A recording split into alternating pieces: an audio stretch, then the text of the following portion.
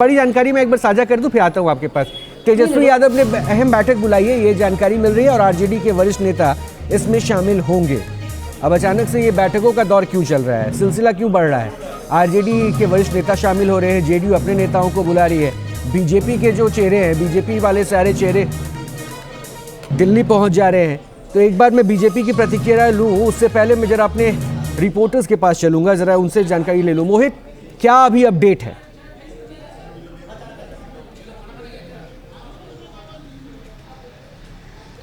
देखिए, अपडेट तो यही है कि बिहार की राजनीति में नीतीश कुमार ने सत्ता का दरवाजा किसी के लिए बंद कर लिया है और किसी के लिए खोल दिया है। तो ये इसका जो है खासतौर पर खुलासे की जो बात है वो रात तक हो जाएगी। और ये जो हमारे सूत्र बता रहे हैं उसके मुताबिक भारतीय जनता पार्टी से उनकी डील हो चुकी है। भारतीय जनता पार्टी के साथ वो सरकार बनाने जा रहे हैं। और देखिए, ये जो सिलसिला है आज ही तय नहीं हुआ है। आपको बता दूं कि जब पहली बार लालू प्रसाद यादव ने जेडीयू के विधायकों के साथ चाय पर चर्चा की थी, और चाय की चर्चा के बाद से ही जो है नीतीश कुमार नाराज हो गए थे और उन्होंने कहना शुरू कर दिया था कि बुलाने की क्या जरूरत थी, चाय पीनी ही थी तो हमारे साथ पी सकते थे, हमारे विधायकों के साथ चाय पीने की क्या जरूरत थी। उसके बाद से ही मन में खटास नीतीश कुमार लेकर घूम रहे थे और वो मौका ढूंढ रहे थे कि कब जो है दरवाजे आरजेडी के लिए बंद करने हैं। और आपको बता दूं, छह ऐसी घटनाएं जो भारतीय राजनीति के साथ बिहार की राजनीति में भी परिवर्तन दिखाई दी। सबसे पहले हमने एक ठीक है अमित चौधरी, एक बार पहले छोटा रिएक्शन, उसके बीजेपी के मेहमान के पास चलना है। अमित, ये हलचल किस ओर इशारा कर रही है? क्योंकि भाई यहाँ तो देखिए, जो प्रवक्ता जिस पार्टी का है वो तो कहेगा कि सब कुछ नॉर्मल है, ऑल इज वेल, बट ये क्या ऑल इज वेल है? ये अचानक से मीटिंग्स बढ़ जाती है, बीजेपी के जो बड़े नेता हैं वो दिल्ली तलब हो जाते हैं, दिल्ली में मिलते हैं, जेडीयू अपने नेताओं को बुला रही है, आरजेडी अपने वरिष्ठ नेताओं को बुला रही है।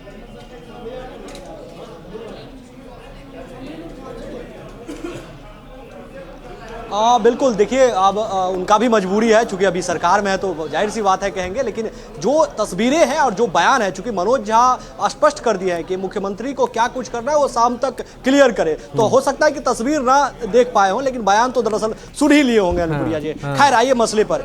देर रात बीजेपी की एक बैठक हुई थी जो 2 घंटे तक बैठक चली, और बिहार बीजेपी के लगभग सभी नेता वहां पर मौजूद थे। खासकर अमित शाह ने सभी एक नेताओं से वार्ता की कि विधानसभा चुनाव, जो जेडीयू की तरफ से एक बात प्रस्ताव है कि लोकसभा चुनाव के समय ही बिहार विधानसभा चुनाव भी हो, यही सिंगल एक प्रस्ताव है। तो अब इस पर जो है वो स्पष्ट हो गया है कि बीजेपी इस मूड में नहीं दिखाई दे रही है कि लोकसभा के समय ही बिहार विधानसभा की चुनाव हो। और खासकर जो दूसरी पहलू बीजेपी की तरफ से जो पेच फंस रहा है वो सीटों के तालमेल पर फंसेगा। यही कारण है कि तमाम सहयोगियों दलों से अमित शाह की बातचीत होगी। चिराग पासवान दिल्ली पहुंचे हैं और संभवतः देर शाम तक उनकी अमित शाह से भी बात होगी। तो सवाल यही है कि एक तरफ चिराग पासवान है, दूसरी तरफ पशुपति पारस है, उपेंद्र कुशवाहा है, जीतनराम मांझी हैं, तो तमाम इसमें सहयोगी दल है। तो सभी को गुड फेथ में लिया जा रहा है, सभी से बातचीत किया जा रहा है कि क्या सीटों का सिनेरियो हो सकता है, क्या स्थिति होगा। चूंकि जो बीजेपी के प्रदेश अध्यक्ष है सम्राट चौधरी और तमाम जो बड़े नेता है, उन सभी से इस चीज की जानकारी ली गई थी कि क्या हम जेडीयू के साथ जाते हैं और क्या विधानसभा चुनाव, और उसका इंपैक्ट भी क्या होगा, जो अपने सहयोगी कहीं वो तो नहीं निराश हो जाएंगे, वो तो नहीं नाराज हो जाएंगे, वो भी देखना है। ठीक है, आता हूं एक बार। कुंतल कृष्ण, अब आप कहेंगे कि ये हलचल इसलिए चल रही है कि हम फिर से नीतीश कुमार के साथ हो रहे हैं, यानी अगर नीतीश कुमार साथ आते हैं तो ये पलटू नहीं रहेगा और ये पलटी सही है?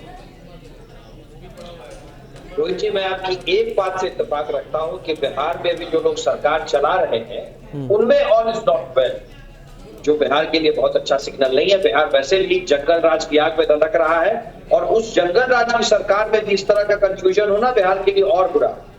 दूसरी चीज मैं आपको बड़ा स्पष्ट कर देना चाहता हूं कि बिहार में भारतीय जनता पार्टी एक जिम्मेदार विपक्ष की भूमिका में कल भी थी और आज भी है। तीसरी चीज, बिहार में अगला मुख्यमंत्री भारतीय जनता पार्टी का ही कोई कार्यकर्ता बनेगा, क्योंकि बिहार को अब विकास की आवश्यकता है। कहीं यही पेच तो नहीं फंस जा रहा कुंतल कृष्ण, कहीं यही पेच तो नहीं फंस जा रहा कि आप कह रहे हैं कि हम साथ में आ जाएंगे लेकिन मुख्यमंत्री इस बार नीतीश कुमार नहीं हमारे बीजेपी का होगा? कहीं यही पेच तो नहीं फंस जा रहा है? रोहित जी, तीसरे पॉइंट पे आपने फोकस किया। बैठे हैं रोहित जी, हम तो कह रहे हैं कि हम विपक्ष में बैठे, हम संघर्ष कर रहे हैं और अगली सरकार भारतीय जनता पार्टी की बनेगी।